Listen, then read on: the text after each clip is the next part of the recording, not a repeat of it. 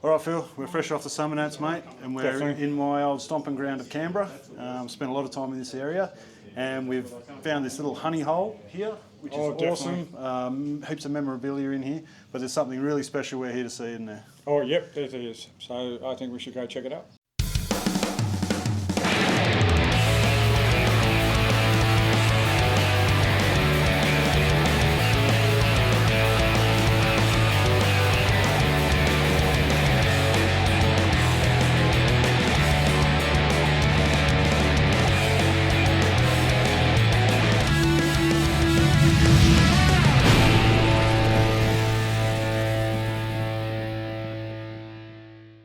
Alright, it's Phil from Aussie Garage here. I'm with Graham and Geoff, and we're here in this awesome garage at the moment. But we're here to see a Monaro. This thing is going to be unreal. So, guys, tell us about this for starters, and then we'll head into the car.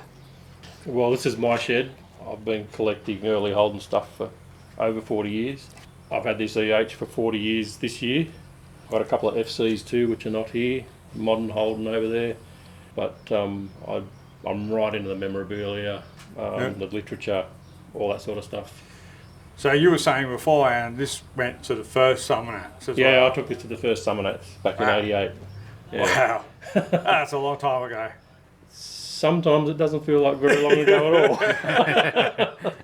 Yeah, I was only a young fella then. But So what got you started into the memorabilia and collecting everything? oh look, I've always been into Holdens, and you know, when I was a kid, Mum and Dad had a couple of nice EHs and whatever, and then Dad bought an FJ panel van in the early 80s, and that was really our first family restoration. Yeah. And that I just kind of got interested in it, I guess, and then you know we needed a workshop manual to work on that, and then it just kind of went from there, I guess. Yeah, nice. And then I bought the EH, and the rest is history. Yeah, and like the walls, every single wall is covered with memorabilia. So what's one of your favourite pieces in here as far as collectibles? That's a pretty hard question, but probably a couple of books that I've got that I might show you a bit later.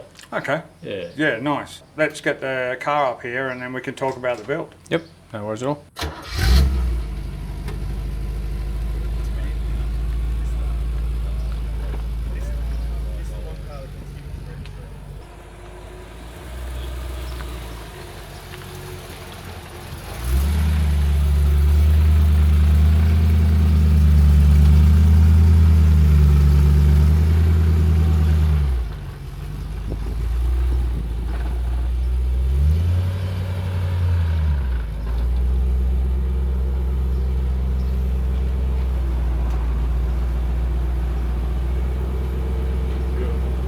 So Geoff, tell us about this car, mate, and how you got started and how long you've had it for and everything like that. Yep, yeah, basically had it for 3 years. Yeah, it was on a job site, and a young guy was doing work experience, and just mentioned that his dad had a HK 327 Monaro. He'd bought 15, 18 years before, and yeah, had never put it together and was thinking about selling it. So sort of went from there, right place at the right time, sort of thing. So the perfect place then. Yeah, always loved them. Sort of accepted I'd never have one. Yep. They were too far out of my price range, and end up like I said, right place, right time. So. Nice. So when you got this car, like what state was it in? It was pretty good actually. It wasn't too bad. Had a little bit of rust in it. The floor was perfect. But needed complete restoration. So yeah, everything needed redone. So fair enough. Yeah, it had been sitting in a million bits for best part of sort of 16, 18 years, whatever it was. So. You guys rebuilt this here, didn't you? Yeah, Tony actually put it all together, and his grandson done the bodywork and paint. So, yeah. So Tony, what did you have to do to the vehicle, mate? Well, it came to our place as a painted shell. I had to pull the front end out of it because we had to put a new wishbone on the front end, which Geoff had organised. I had to pull the front guards off it again because the painter had only put a few bolts in to hold the subframe and that on to paint it. So lucky I'd noticed there was a couple of missings, and then we sort of started from there and put it virtually back together. Yeah, no, like how long did it take you for that process? We had a lot of hold-ups waiting for bits and pieces. We waited for the fuel tank and stuff like that. But I think it took us about 7 months. Did you have to source any parts extra from different places? Just ring Geoff. Yeah. We done a little bit of chasing, but I owe fairly big thanks to Pete Collier. He's a local guy. He's chased everything up and knows where everything is. So great. Without him, I would have really struggled. So that made life easier for you guys, that's right. 100%. Yeah, for sure. Yeah. And Geoff had a lot of new old stock parts, Oh, perfect. which were in boxes still and still wrapped, like wheel arches, grill, a hell of a lot of stuff. I'd never done a Monaro before, done plenty of other cars, but it was a bit different. It was a bit too new model for me. I mostly do older stuff. Yep. But with the help of the wife, or I helped her, I think, we eventually got everything worked out, how it went, and got it back together. A lot of work. What was one of the most challenging things you found about it? I think the worst job on the whole car was putting the back quarter windows in. They're very complicated. And you've got a hole about that big to work through with one hand, and there's 6 separate adjustments on each side. Oh, okay. Whereas most cars have got one adjustment on a door, they've got 6 because they come up on an angle. So you need really small hands to get in there. Yeah, well, I've still got bark all off me, but and being at our age too, we're not as flexible as we used to be. But eventually got them in. Now, you said your wife had a big part of this as well. So what part did she have involved? Well, she helped with everything. Okay, if I need the hand, she gave me the hand, but she put all the trim in. Oh, well, we both put all the trim in, but she cut all the stuff for inside the doors, like the waterproofing stuff, the calico stuff, and that. Like, if you take a door trim off, that's just as neat as the rest of the car. It's not just slapped on there.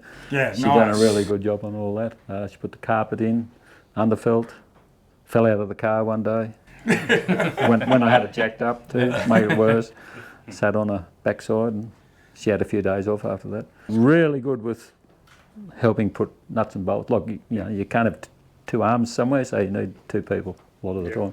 Perfect. Yeah, but yeah. What's the background on the vehicle that you know of? Do you know much about the history, things like that? I just know it was a Melbourne car. An accountant bought it from you. He drove it and then stripped it in 1985, and it changed hands twice since then. Yep. And then I bought it in that same state and put it back together from there. So. And did this car have any reference to any kind of Bathurst models? Not that I know like of, really. It's like what's called a Bathurst edition. So just with the big tank and 327 and whatnot and 4-speed. So. All right, let's have a look under the hood. Yep, no worries at all. Let's talk about the engine. So it's a 327, and it's just been brought back to a standard kind of stock level. As far as I know, it's back to standard. Yeah, everything's back. Yeah, we did pretty much everything we could to go as close to factory as we possibly could. So. Did you have any problems like sourcing where every bit goes and things like that, as far as the stickers, the decals, things like that? I had to do all that. Yep. Or wife and I. Yeah. It's funny because some of the decals actually, one car's got them here and another car's got them somewhere else, so they're not actually that particular where they put them on. Luckily for us, the motor had been rebuilt. Geoff got the motor rebuilt somewhere, so it was just. I think there was 4 or 5 of us there the day we put it in. You were there. Yeah. June was there. We didn't even take the bonnet off to get the motor in, so that was that's all right then. Had all the front off it, but so that went in one day quite easily, and then just a matter of fitting everything up after that. And is it, what kind of carb he's running on this? Is it still the original, was it Rochester, is it? Yeah, it's still the factory carb that it come out with. So, great. It's been restored, obviously, but perfect. So, and gearbox and diff behind it? All exactly the same, all factory. What come out with the car, so 100% matching number. So. And speaking of matching numbers, did you have to do any research as far as like the Holden's Historical Society to find out a bit more information about that, or you just, because of the information you had? Just pretty much the information we had, I think. So. But plus, Graham's got a lot of books. He had some original spare parts books and that for these. So, he brought them up for me, and so it was a matter of sitting down sometimes and saying, where does this part go? And try and find a photo of it and put it in, because, as I said, never done a V8 before, so. Yep. The wheels you got on there are GTS original rims? Yep, they are. What size are they at the moment? They're 14x6. Yep. So, they didn't come with the car. We had to track them down. I think we got 2 locally, 2 from Tasmania. and one from Yass, so they're from all over the place. So, yeah. Yeah. Did you have to get them restored once you got them? Yeah, they had to be fully restored, and they're not exactly straight. There's a few little buckles in them, but it's as close as we could get. So same with the dress rims, they come with it, but they were restored as well. So Yeah, like you said, you've talked about the chrome and things like that. So the car's also obviously licensed in the ACT and yes, stuff and like full that. rego. So yeah. Perfect. Well, let's head into the interior. Yep, no worries at all. All right, so June, tell us about the interior of this car. I know you had a big part to play in this. So what did you have to do to the interior? Well, install it basically. There was a few little bits that we weren't sure about down there where the seatbelt anchor is, and I had to put a bit of fabric on there because otherwise there would have been a couple of spots with bare metal. Oh, okay, yeah, And yeah. Tony went and looked at another car and found out that, yeah, that's what you did. It was a pleasure working on it, really. So yeah. did you have to do anything as far as like the thing, if anything better on the dash or anything as far as the fitment, things Tony like that? put the dash I put on. all the dash in. Oh, okay. I put the dash pad. Was That was my- the first job I did, was the dash pad. It was mainly So I the did all upholstery car. that I did. There's no way I could have done it without you, because as I said, sometimes you need two people. Oh, you to do a lot definitely of do. stuff. It would have been a lot easier if he'd just listened to me. She has her own ideas and things. And like with the seats when you got them restored, did you have them done by a trimmer or just got bought the covers? skins from Winners in South Australia. Okay. Bought nearly most of the interior from them, and then had a local trimmer fit them onto the seats, and then then June and Tony put them in the car and adjusted what needed adjusting, and So what's the Just actual colour colour of the trim that's inside? this one? Jacana blue. Yeah. Well, the blue on blue apparently is pretty rare. So Yeah. And somebody told us that if they were a Queensland car, they had black console, not upholstery colour. So, yeah, like things I didn't know about, like even the seatbelt buckles. Each state had a different seatbelt buckle. So I just assumed it'd be a Holden seatbelt buckle, but they're all different. As far as like the trim around the doors and things like that, you obviously had a lot of the chrome trim already, or did you have to I get that had restored? all of it, but everything's been restored. So it's one of the things I'll never give a thought to. So chrome and trim and stainless on here added up to about 16 grand just to restore, just for that. Which that's something I never give a thought to, like when we started. So Yeah, it's a big process. Yeah, and stuff that I seen that I thought was in pretty good condition. Yeah. If you need it, wasn't you've at that got to have standard. it, don't Yeah, you? that's right. Yeah, definitely. Wheel arch moulds, all brand new. They're new old stock ones. So, yeah. Perfect. I pulled them out of the packets myself. Geoff had them, but Yep. I got them out of the packets, and apparently they're like hen's teeth to find Yeah, out. yeah. Even the steering wheel, it's a new old stock steering wheel. It's not a Recode one. It's it would come out of the box to go in the car. So See, that's great that you had so much of that new stock to that's right. actually use for Yeah, this vehicle. yeah. Obviously, you had fun doing it. What was the most fun that you had doing this? The Seeing interior it bit? finished.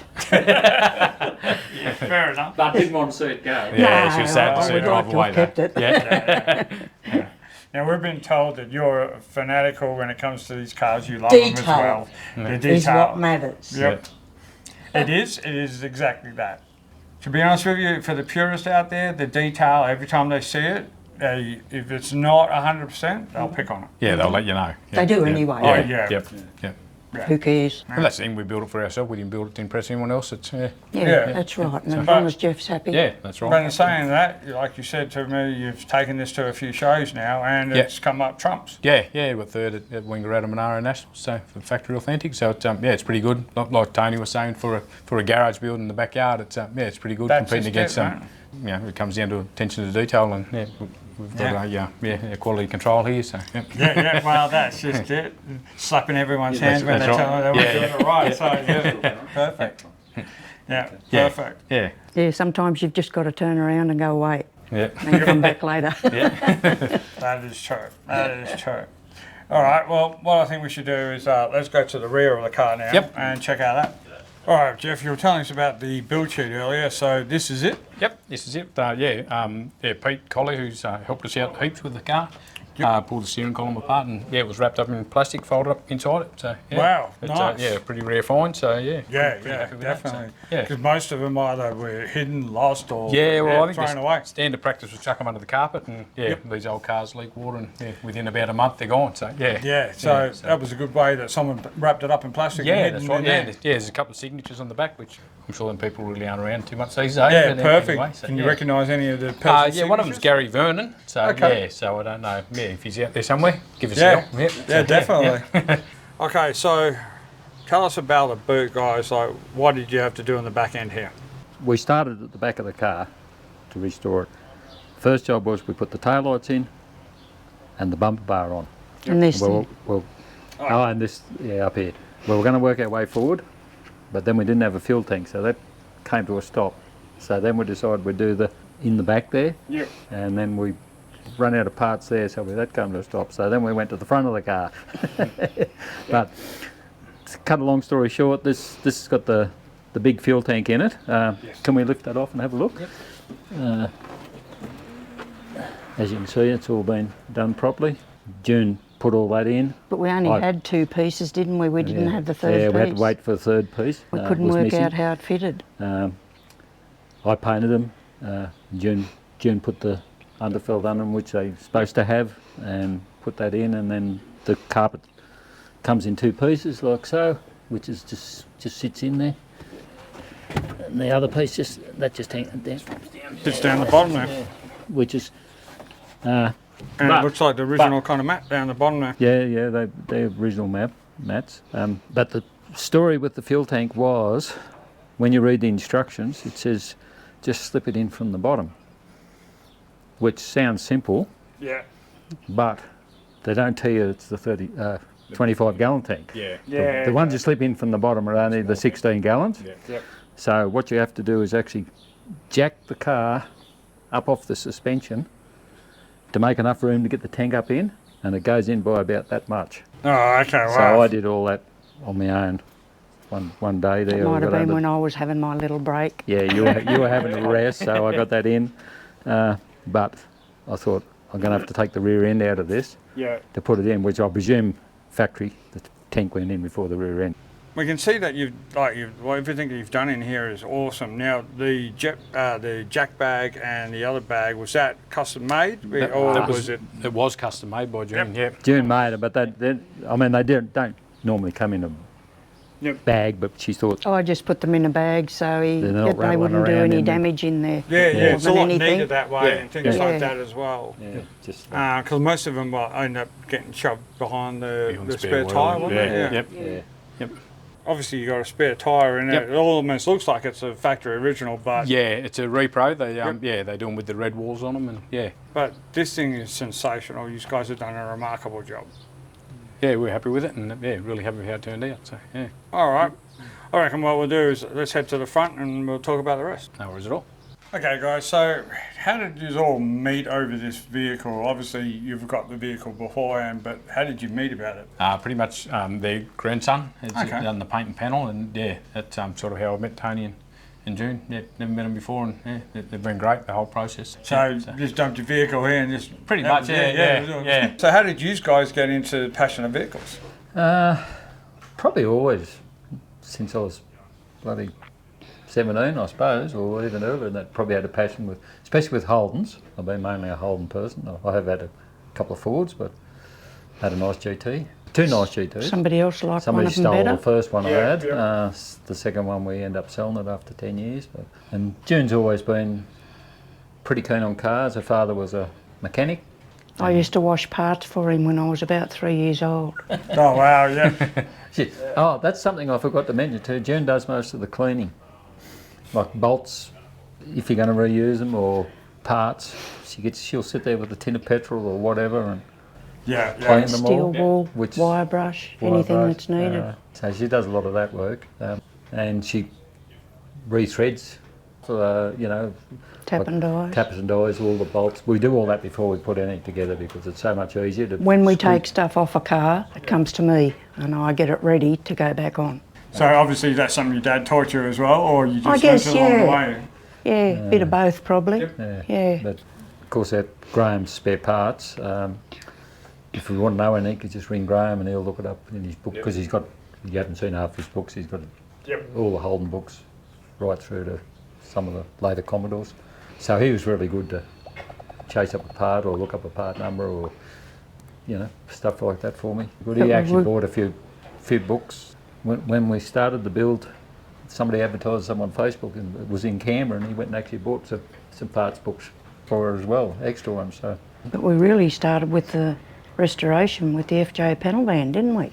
That was the first one we really restored. Yeah, it was, Graham was getting his licence and I had an EH ute, or we had an EH ute, and he wanted the EH ute. And I said, well, I need something to drive to work. So there was an auction out at Majura Lane and there was some FJ panel vans there. So we decided to go and have a look, so I ended up buying an FJ panel van, which we were going to do up just for A fishing wagon. and then we got it about half built and we went, they had an FJ Nationals in Canberra. We went and had a look at that and thought, oh, these cars are pretty good. So then we sort Better of lift our game. lift our game. So we got a bit more keener and made it pretty good. Yeah, so the first, we went to a show in Albury, it was our first show with our FJ panel van, and we got top panel van and top paint. And that was our backyard job, so I painted it myself. Never painted, or I think I'd painted one car before that, but no experience, just self-taught. That's pretty much how all projects start too. You start off thinking, oh, I'll just get it to this level, and then as you go along and go, I'm already at this level now, let's go to the next level, and then it ends up being a show car.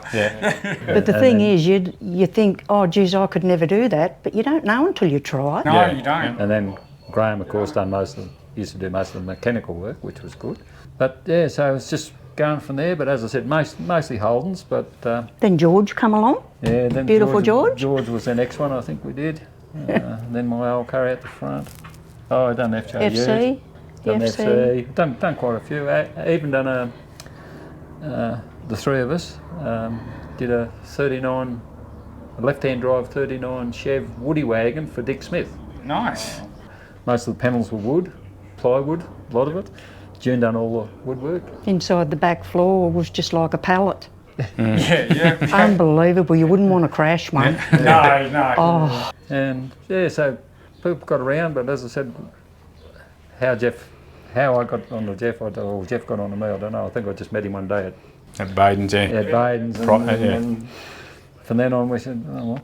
The next thing they turned up on a tilt tray, and so I said, oh, well, looks like we're going to do it. But anyhow, we're quite happy with the job, but it was enjoyable. it was enjoyable. As June said before, some days you just leave something and walk away and come back the next day. Yeah.